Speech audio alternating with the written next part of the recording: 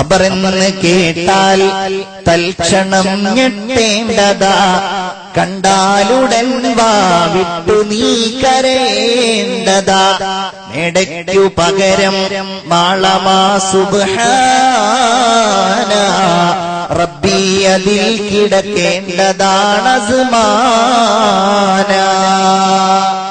പഴയകാലത്തുള്ള വഅദുകളിലൊന്നും ഇത് പാടാതെ അവർ പോയിരുന്നില്ല മുഅ്മിനീങ്ങളെ. ഖബറിൽ പോയി ഒരൽപ്പ നിമിഷം കഴിഞ്ഞാൽ വായു സഞ്ചാരമില്ലാത്ത ഖബറിന്റെ അന്തരീക്ഷത്തിൽ ശരീരം ഇങ്ങനെ വീർക്കാൻ തുടങ്ങും. അവിടെയുള്ള പ്രത്യേകങ്ങളായ വാതകങ്ങൾ ശരീരത്തിൽ പ്രവർത്തിച്ച് ശരീരം ഇങ്ങനെ വീർക്കാൻ തുടങ്ങും. മൂക്കിലൂടെയും മറ്റു ദ്വാരങ്ങളിലൂടെയും രക്തമൊഴുകാൻ തുടങ്ങും. അതിങ്ങനെ വർദ്ധിച്ച് വർദ്ധിച്ച് വർദ്ധിച്ച് ശരീരം പഴുക്കാൻ തുടങ്ങും. ശരീരത്തിലുള്ള ബാക്ടീരിയകൾ പുഴുക്കളായി മാറുന്നു. 3 ദിവസം കഴിഞ്ഞാൽ ശരീരത്തിലെ ഏറ്റവും നിർമ്മലമായ ഭാഗങ്ങളിലൊന്നായ കണ്ണുകൾ അടർന്നു വീഴും. കണ്ണില്ലാത്ത ശരീരമായി മാറും.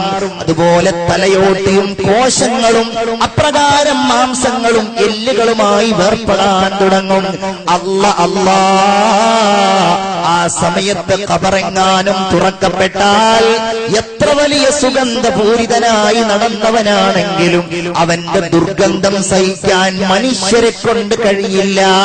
അത്രമേൽ ദുർഗന്ധം എന്റെ പ്രിയപ്പെട്ടവരെ നമുക്കോരോരുത്തർക്കും ഉണ്ടാകും. അസ്ഥിപഞ്ജരങ്ങളായി നമ്മൾ ഖബറിന്റെ ഉള്ളിൽ മാറുന്നതാണ്. വല്ലാത്ത ഒരു ഭീകരമായ രംഗമാണ് അല്ലേ? പരം വിധിച്ചുമ്മാ വിട്ട് ചൊങ്കിൽ നടക്കുന്ന ശുജാഅത്ത് നമുക്കുണ്ട് നാട്ടിലെ. കഥയെന്തെന്നറിവുണ്ടോ നാളെ കിടക്കുന്ന ഖബറെന്ന ഭയങ്കര വീട്ടിലെ. ഖബറെന്ന ഭയങ്കര വീട്ടിലെ. വീട്ടിലെ മെത്ത പിരിഞ്ഞ നമുക്ക്, വല്ലാത്ത വരികളാണത്. വീട്ടിലെ മെത്ത പിരിഞ്ഞ നമുക്ക് കാട്ടിലാറടി മണ്ണാണ്. ചേലിൽ ചെന്ന് കിടക്കണ നമ്മുടെ മേലെ വരുന്നത് കല്ലാണ്.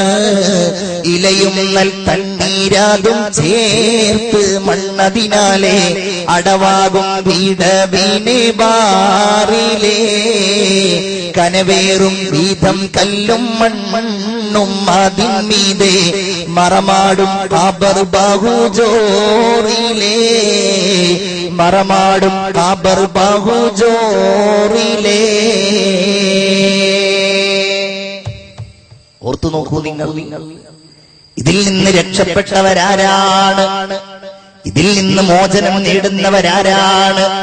വില കുറഞ്ഞ കഫൻ പുടയുമായി ഖബറിൽ പോയി കിടക്കേണ്ട നമ്മളോടാണ് ഹബീബായ റസൂലുള്ള പറഞ്ഞത്, സൂറുൽ ഖുബൂർ, നിങ്ങൾ ഖബറുകളെ സന്ദർശിക്കണം. ഫഇന്നഹാ തുദക്കിറുകുമുൽ ആഖിറ, നിങ്ങളെ അത് പരലോക ചിന്തയിലെത്തിക്കുന്നതാണ്. എന്നാൽ ഞാൻ ചോദിക്കട്ടെ, നമ്മൾ ഖബറിലേക്ക് പോകുമ്പോ, നമ്മൾ പള്ളിയിലേക്ക് പോകുമ്പോ നടക്കുന്ന വഴികളുടെ ഇരുഭാഗങ്ങളിലും ഉയർന്നു നിൽക്കുന്ന മീസാൻ കല്ലുകൾക്കിടയിലൂടെ നമ്മൾ നടക്കുമ്പോ നാളെ എന്റെ പിൻഗാമികളായ ആളുകൾ ഇതുപോലെ മുകളിലൂടെ നടക്കുമെന്നും എന്റെ ഖബറിന്റെ സമീപത്തുകൂടെ നടന്നു പോകുമെന്നും നമ്മൾ ഓർക്കാറുണ്ടോ? ഓർക്കണം മുഅ്മിനീങ്ങളെ. പള്ളിക്കാട്ടിലേക്ക് കയറുമ്പോ നമ്മൾ സലാം പറയാറില്ലേ അവരോട്? അസ്സലാമു അലൈക്കും ദാറ ഖൗമിൻ മുഅ്മിനീൻ വ ഇന്നാ ഇൻഷാ അല്ലാഹു ബിക്കും ലാഹിഖൂൻ. എന്താ അതിന്റെ അർത്ഥം?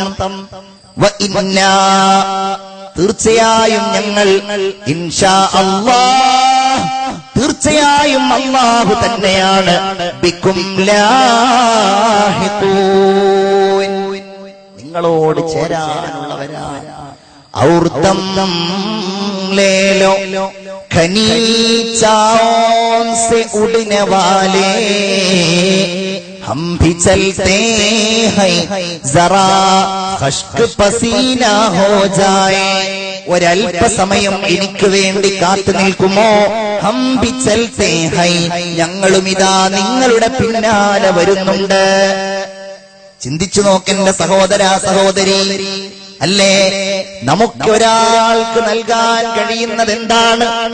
ഒരാൾക്ക് നിങ്ങൾക്ക് എനിക്ക് നൽകാൻ കഴിയുന്നത്, എനിക്ക് നിങ്ങൾക്ക് നൽകാൻ കഴിയുന്നത്, എന്റെ ഉമ്മമാരെ, നിങ്ങളെ പോറ്റി വളർത്തി വലുതാക്കി കല്യാണം കഴിപ്പിച്ച് വളരുവോളം നോക്കുമായി നിങ്ങളുടെ മക്കളുണ്ടല്ലോ, നിങ്ങൾക്ക് ആ മക്കൾക്ക് നൽകാൻ കഴിയുന്നത് എന്താണ്?